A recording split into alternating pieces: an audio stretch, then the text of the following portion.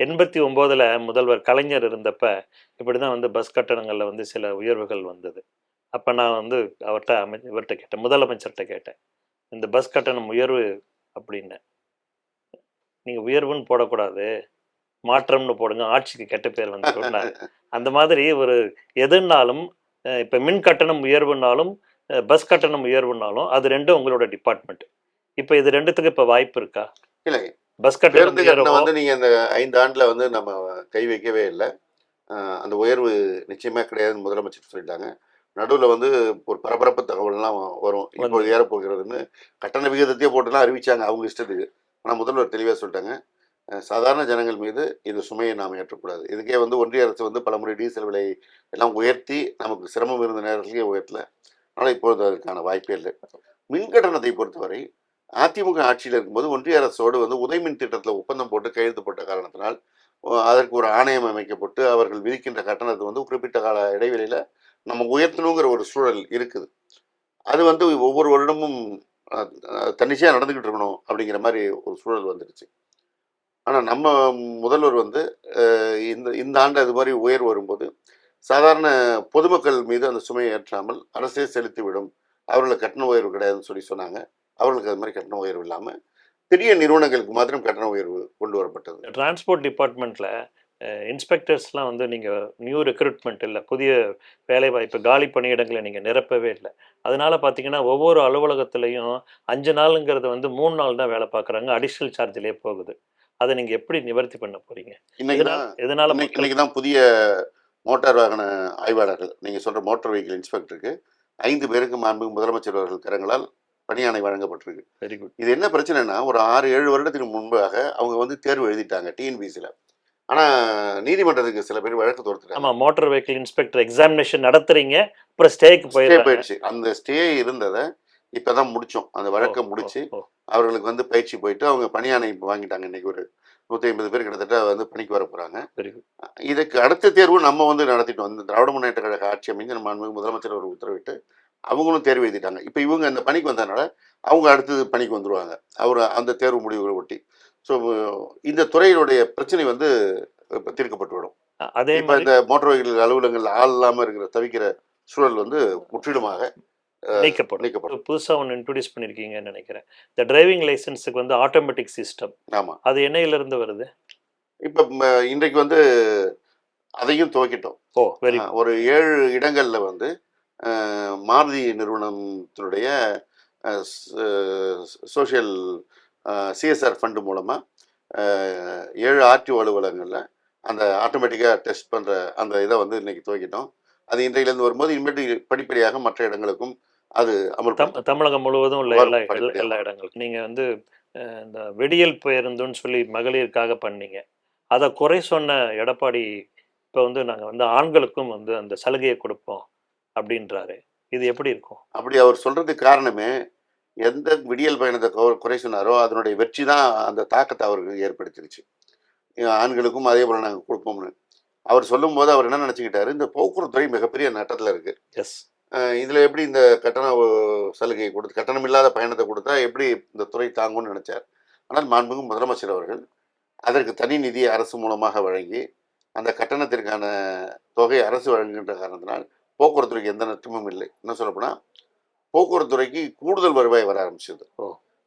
இந்த கட்டண இது வந்த பிறகு, பெண்களுடைய பயண விகிதம் அதிகரிக்கிறது. கிட்டத்தட்ட ஒரு 20% அதிகமாக பெண்கள் பயணிக்க ஆரம்பித்து விட்டார்கள். அதற்கு அரசு இப்போ கட்டணம் குடுக்குது.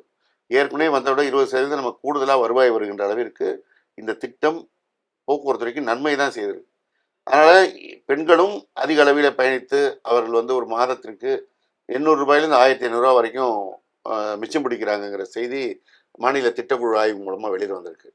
ஸோ இந்த திட்டம் மிகப்பெரிய வெற்றி அடைஞ்சதுங்கிற காரணத்தினால தான், இதை பார்த்துட்டு தெலுங்கானா, ஆந்திரா போன்ற மாநிலங்கள், கர்நாடகா போன்ற மாநிலங்கள்லயும் அவங்க அந்த மாநிலத்து அரசுகள் இன்ட்ரோடியூஸ் பண்ணியிருக்காங்க. இத பார்த்தோனே தான் எடப்பாடி அவர்களுக்கு, ஓ! இந்த அந்த திட்டம் வெற்றியா இருக்கு. நம்ம அத சொல்லுவோம்ன்னு சொல்லி பெண்களுங்கள்ல அது ஆண்கள் சாத்தியமா? அவரு அப்படி அறிவிக்கிறது சாத்தியமா? அதாவது இது வந்து அரசுகளுடைய நிதிநிலைய பொறுத்து ஒரு சூழல். அரசு வந்து அதற்கான நிதியும் மொத்தமா குடுக்கணும். இப்ப மாண்புமிகு முதலமைச்சர் அவர்கள் மகளிர் உரிமை தொகை திட்டம் கிட்டத்தட்ட 1,51,00,000 பேருக்கு இப்ப குடுக்குறாங்க. குடுக்குறாங்க. ம- நம்முடைய மாணவர்கள் மாணவர்கள் கல்லூரிக்கு போகும்போது அவர்களுக்கு தமிழ் புதல்வன் மூலமாக கொடுக்குறாங்க. பெண் குழந்தைகளுக்கு புதுமை பெண் திட்டத்தின் மூலமாக கொடுக்குறாங்க. இது போன்ற நிதி ஆஹ், ஒவ்வொரு திட்டத்திற்கும் ஒதுக்கின்ற பொழுது இதற்கான வாய்ப்பு வந்தால் மாண்புமிகு முதலமைச்சர் என்ன முடிவெடுக்கிறார்களோ அந்தபடி நடவடிக்கை. இந்தியாவிலேயே வந்து அதிகமாக சாலை விபத்துக்கள் நடக்கக்கூடிய மாநிலமாக தமிழகம் தான் இருக்கு. அதை கட்டுப்படுத்துறதுக்கு என்ன மாதிரி முன்னெடுப்புகள் வச்சிருக்கீங்க? நமக்கு என்ன பிரச்சனைனா, நம்முடைய மாநிலத்தில் சாலை வந்து மிக சிறப்பான சாலை அமைக்கப்பட்டு இருக்குது. எல்லா இடங்களிலும் சாலை விரிவாக்கப்பட்டு நீங்கள் அந்த பழைய சாலையில் போனவங்க இப்போ அந்த புதிய சாலையில் வந்து ரொம்ப விரைவாக போக ஆரம்பிச்சிட்டாங்க. வாகனங்களும் புதிய வாகனங்கள் வரும்போது எல்லா வாகனங்களும் கூடுதல் வேகத்தோடு இயங்கக்கூடிய வாகனங்கள் வந்துச்சு. அடுத்தது சாலை விபத்தில் அதிகமாக பாதிக்கப்படுறது வந்து இருசக்கர வாகனம், டூ வீலர் தான். அதுவும் எண்ணிக்கை அதிகரித்து விட்டது. தமிழ்நாட்டை பொறுத்த வரைக்கும் பயன்பாடு அதிகரித்து விட்டது. இதன் காரணமாக தான் நம்முடைய விபத்து எண்ணிக்கை அதிகரித்திருக்கு. நாங்கள் இதுக்காக வந்து ஒரு 6 மாதத்துக்கு ஒருவ இந்த சாலை பாதுகாப்புக்காக ரிவ்யூ மீட்டிங் நடத்தி தமிழ்நாட்டில் எந்தெந்த சாலைகள் அதிக விபத்து எந்த பகுதியில் நடந்ததோ அதை பிளாக் ஸ்பாட்டாக ஐடென்டிஃபை பண்ணி அங்கே அந்த விபத்து தவிர்ப்பதற்கான பணிகளும் எடுக்கப்பட்டு கொண்டிருக்கிறது. அதே போல் பள்ளிகள் வரை மாணவர்களுக்கு இந்த செய்தியை விழிப்புணர்வு ஏற்படுத்தி, ஏன்னா யங்ஸ்டர்ஸ் தான் பைக் அதிகமாக சாலை பாதுகாப்பு வாரம்னு நடத்துறீங்க. ஆமாம், சாலை பாதுகாப்பு வாரம் நடத்துகிறோம். அதில் வந்து பள்ளி பிள்ளைகள் கல்லூரி மாணவர்களையும் இன்வால்வ் பண்ணுறோம். ஏன்னா அவங்க முதல்ல இதில் வந்துட்டு அப்டேட் ஆகிட்டாங்கன்னா, இந்த சிஸ்டத்துக்குள்ளே அவங்க உள்ளே வந்துட்டாங்கன்னா அவங்க பாதுகாப்பாக செயல்பட ஆரம்பித்தாலே பாதி பிரச்சனை சால்வ் ஆகும் அப்படிங்கிறது தான். இது ஒரு நீண்ட ப்ராசஸ். கடந்து நம்ம வந்து இந்தியாவிலேயே வந்து முதலிடத்தில் சாலை விபத்தில் இருக்கிறோம். ஆனால் கடந்த ஆண்டுகளை விட ஒவ்வொரு ஆண்டும் எண்ணிக்கை குறைச்சிட்டு வந்துட்டுருக்கோம். உயிரிழப்புகளுடைய எண்ணிக்கையும் குறைச்சிட்டு வந்துட்டுருக்கோம். மாண்பு முதலமைச்சர் வந்து இதை பார்த்து தான் ஒரு நம்மை காக்கும் 48 மணி நேரம்னு ஒரு திட்டம் கொண்டு வந்தாங்க. 48 மணி நேரத்திற்கு இது போன்ற விபத்தில் பாதிக்கப்பட்டவர்கள் எந்த மருத்துவமனை, அது அரசு மருத்துவமனையோ தனியார் மருத்துவமனையிலையோ அனுமதிக்கப்பட்டால் அவர்களுக்கு எவ்வளவு தொகை செலவானாலும் அந்த 2 நாட்களுக்கும் உயிர் காக்கும் சிகிச்சை, உயர்தர சிகிச்சை வழங்கப்படும் அறிவித்தாங்க.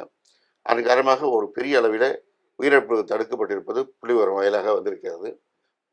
இந்த போன்ற திட்டங்கள், சாலை பாதுகாப்பு முறை, பிளாக் ஸ்பாட் ஐடென்டிஃபை பண்ணி அதை சரி செய்வது, இது மூலமாக படிப்படியாக இதை குறைப்பதற்கு நடவடிக்கை. கார்லலாம் வந்து ஹை பீமில் வெளிச்சத்தோட வண்டி ஓட்டுறாங்க. முன்னால் வந்து அந்த நடுப்புற வந்து ஒரு கருப்பு மை போடுற மாதிரி ஒரு சிஸ்டம் இருந்தது.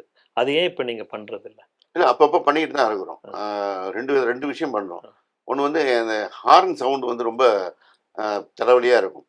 அந்த ஹாரன்களுடைய ஒளி அளவை வந்து கணக்கிடுவதற்கு ஒரு கையடக்கு கருவி வாங்கி ஒரு 2 மாதத்திற்கு முன்பாக எல்லா அலுவலருக்கும் கொடுத்துட்டோம். அது அவ்வப்போது அவங்க வந்து ஒரு ரெகுலர் இன்டர்வெல்ல வந்து செக் பண்ணி அது போல் இருக்கிற ஹாரன் எடுக்கிறாங்க. போலீஸ் துறையும் அதை வந்து கடுமையாக செய்கிறாங்க, அவங்களும் எடுக்கிறாங்க. அதே போல் அந்த பிளாக் ஸ்டிக்கர், ஆமாம், பிளாக் ஸ்டிக்கர், அந்த மைய பகுதியில் அந்த கருப்பு ஸ்டிக்கரை ஒட்டி அந்த ஒளியுடைய தாக்கத்தை வந்து குறைப்பதற்கு இருசக்கர வாகனம் அதுவும் வந்து தொடர்ந்து நடவடிக்கை எடுத்துகிட்டு இருக்கோம். ஆனால் நம்ம வாகனத்து உரிமையாளர்கள் அந்த ஸ்டிக்கர் எடுத்துகிட்டு ஓட்டுறது, அதில் பல்புடைய இதை வோல்டேஜ் கூட இருக்கிற பல்பாக வாங்கி போடுறது, பவர்ஃபுல் பல்பாக வாங்கி போடுறது, இது போல் அவர்கள் செய்கின்ற பொழுது தான் இந்த சங்கடங்கள் நிறைய வருகிறது. அவங்களை கட்டுப்படுத்துறதுக்கு தொடர்ந்து நம்ம வந்து இது போன்று பார்க்கின்ற போது இப்போ நீங்கள் எப்படி ஆரன் பார்த்து நடவடிக்கை எடுக்கிறாங்களோ இதற்கு நம்மளுடைய துறை அலுவலர்கள் நடவடிக்கை எடுத்துருக்காங்க. ஆம்னி பஸ்ஸஸ் வந்து முன்னால் அதர் ஸ்டேட்டில் இருக்கிறது தான் ஸ்லீப்பர் கோச் விட்டாங்க. இப்போ நீங்கள் வந்து இப்போ தமிழ்நாட்டில் இருக்கிறதுக்கும் ஸ்லீப்பர் கோச் விட்டீங்க. அதனால வந்து உங்களுக்கு வந்து வருவாய் அதிகமாக வரும்ல? ஆமாம், நம்முடைய எஸ்சிடிசியில் சொல்கிறீங்க, அரசு விரைவு போக்குவரத்து கழகத்தை மற்ற மாநிலங்கள் போல இப்போ வந்து நம்மளும் ஸ்லீப்பர் கோச்சும் விட்டுருக்கோம். அதே போல் சமீபத்தில் ஓல்வோ பஸ்ஸும் நம்ம ஒரு 20 பஸ்ஸை அறிமுகப்படுத்தியிருக்கோம். அதுக்கு மக்கள்கிட்ட மிகப்பெரிய வரவேற்பு இருக்குது. ஏன்னா தனியார்கிட்ட தான் அந்த ஓல்வோ பஸ் இருக்குது அப்படிங்கிற ஒரு இது வந்து கோரிக்கை இருந்தது மக்கள்கிட்ட. விரைவாக அரசும் விடணும்னு நம்ம ஒரு 20 பேருந்து விட்டுருக்கோம். எல்லா பேருந்துகளும் நல்ல வசூல் செய்து இயங்கி கொண்டிருக்குது, மக்களுக்கும் நல்ல சேவை வழங்குகிறது. அதே போல் அரசு விரைவு போக்குவரத்து கழகத்திலையும் தொடர்ந்து புதிய பேருந்துகள் வந்து கொண்டிருக்கிறது. இன்னைக்கு கூட 49 பேருந்துகளை மாண்புமிகு துணை முதலமைச்சர் அவர்கள் துவக்கி வைக்க இருக்கிறாங்க. அதில் வந்து ஸ்லீப்பர் கோச்சும் இருக்கும், நான் ஸ்லீப்பர் சிட்டிங் கோச்சஸும் இருக்கும். அதுக்கெல்லாம் நல்ல வரவேற்பு இருக்கிறது. நல்ல முறையில் அந்த கழகம் இயங்கி கொண்டிருக்கிறது. கார்பன் உமிழ்களை கட்டுப்படுத்தணும்னு சொல்லி உங்களுக்கு ஒரு 2030 தட் இஸ் இன்னும் ஒரு 4 வருஷத்துக்குள்ளே நீங்கள் கட்டுப்படுத்தணும் உங்களுக்கு. அதுக்காக வந்து நீங்கள் வந்து இந்த ஆட்டோமொபைல்ஸ் அந்த அந்த பேருந்துகள் இயக்குறீங்கல்ல, அதோடைய ரெஸ்பான்ஸ் எப்படி இருக்கு மக்கள் மத்தியில்? சென்னையில் வந்து இது நீண்ட நாள் கோரிக்கையாக இருந்தது, இந்த மின்சார பேருந்துகள் இயக்க வேண்டும் என்பது. இப்போ நம்ம இயக்க துவங்கிட்டோம். கிட்டத்தட்ட ஒரு 350 பேருந்துகள் இயக்கப்பட்டிருக்கு. ஏற்கனவே ஒரு 4 டெப்போ எலக்ட்ரிக் பஸ்ஸஸ்க்காகவே நம்ம துவங்கிட்டோம். ஒரு 140 புதிய எலக்ட்ரிக் பேருந்துகள் மக்கள் பயன்பாட்டிற்கு வர இருக்குது. இது ஒரு மிகப்பெரிய வரவேற்பு பெற்றிருக்குது. வழக்கமாக வந்து வெளிநாடு போயிட்டு வந்து சொல்லுவாங்க, வெளிநாட்டில் பிரமாதமான பார்ப்போம். பஸ் இருக்குன்னு. இப்போ வெளிநாட்டிலேருந்து வர்றவங்க ஏர்போர்ட்டில் இறங்கணுன்னே, இது வரைக்கும் ஏர்போர்ட்டுக்கு பஸ் சர்வீஸ் இல்லாமல் இருந்தது. நம்முடைய முதலமைச்சர் அவர்கள் அங்கே ஏர்போர்ட்டுக்கும் பஸ் விடணும்னு சொல்லி ஒரு உத்தரவிட்டாங்க. ஏன்னா எல்லாரும் என்ன நினைக்கிறாங்கன்னா, ஏர்போர்ட்னா ஏதோ பெரிய பணக்காரர்கள் மாத்திரம் வர்றதான்னு நினைக்கிறாங்க. ஆனால் மிடில் ஈஸ்ட் கண்ட்ரிக்கெலாம் போய் வேலை பார்க்குற வந்து சாதாரண கிராமத்தை சேர்ந்த ஏழை குடும்பத்தை சேர்ந்தவங்க இருக்காங்க. அவங்க இப்போ இந்த பேருந்தை மிக அனுபவித்து வரவேற்று அதை அனுபவித்து பயணம் செய்கிறாங்க. அதில் வந்துட்டு அவங்க வீடியோ எடுத்து போடுறது, அது சோஷியல் மீடியாவில் வந்துட்டு இருக்குது. நாங்கள் வந்து இவ்வளோ குறைவான கட்டணத்தில் வந்து ஒரு வாய்ப்பு கிடைக்குன்னு நினைக்கிறோம். அதுவும் நாங்கள் வெளிநாட்டில் எந்த பேருந்தில் பயணிக்கிறோமோ அதே போன்ற இங்கே இருக்கிற மின் பேருந்துகள் வந்துருச்சு, நாங்கள் பயணிக்கிறோம், ரொம்ப மகிழ்ச்சியாக இருக்குன்னு சொல்லி அவங்க தரம் உயர்த்தப்பட்டிருக்கு. ஆமாம் சோஷியல் மீடியாவில் வந்து போட்டுட்ருக்காங்க. தரம் உயர்ந்த பேருந்துகள் இயக்கப்படுது. என்ன சொல்ல போனால், உத்தரப்பிரதேசத்தை சேர்ந்த ஒரு நபர், அவர் வந்து நம்முடைய பேருந்தில் பயணம் செய்து, இந்த பேருந்து எப்படி புதிய பேருந்தாக இருக்குது, கட்டணம் குறைவாக இருக்குது, எப்படி தூய்மையாக இருக்குது அப்படிங்கிறத வீடியோ எடுத்து போட்டிருந்தார், ஹிந்தியில் பேசிய. அதுவும் சோஷியல் மீடியாவில் வந்து இந்திய அளவில் வைரல் ஆச்சு. இன்னொரு விஷயம், இந்த பேருந்தை வந்து தூய்மையாக இயக்குறோம், நல்ல முறையில் இயக்குறோங்கிறத வந்து ஒன்றிய சாலை போக்குவரத்து அமைச்சர் நிதின் கட்கரியே பாராட்டினார். அனைத்து மாநில முதலமைச்சர் போக்குவரத்துறை அமைச்சர்களோடு ஒரு கூட்டம் நடந்தது டெல்லியில். அந்த கூட்டத்தின் போது மாநாடு அனைத்து மாநில போக்குவரத்து துறை அமைச்சர்களோட மாநாடு. அந்த மாநாட்டில் பேசும்போது சொன்னார், தமிழ்நாட்டை நான் வந்து பாராட்டுறேன் இந்த விஷயத்தில். பேருந்தும் நல்ல முறையில் இயக்குறீங்க, அதிக பேருந்துகள் இயக்குறீங்க, அதை சுத்தமாக இயக்குறீங்க, அது மிகப்பெரிய வரவேற்புக்குரிய விஷயம், மற்றவர்கள் அதை பார்த்து ஃபாலோ பண்ணணும் அப்படின்னு சொன்னார். இப்போ அந்த விதத்தில் இன்றைக்கு வந்து இந்த எலக்ட்ரிக் பேருந்துகள் ஒரு மிகப்பெரிய வரவேற்பு பெற்றிருக்குது. சென்னையோட முகமே மாறுகிற ஒரு வாய்ப்பாக இந்த, ஏன்னா ஏற்கனவே எல்லாம் பழைய பேருந்து ஓடுது அப்படிங்கிற அந்த சூழல்லாம் இருந்தது. இப்போ புதிய பேருந்துகள் வரும்போது அதில் அந்த புதிய பேருந்துகளுடைய முகப்பே அருமையான பேருந்துகள், அதில் வந்து டிஜிட்டல் டிஸ்பிளேவில் எல்இடி லைட்ஸோடு வந்துக்கிட்டு இருக்குது.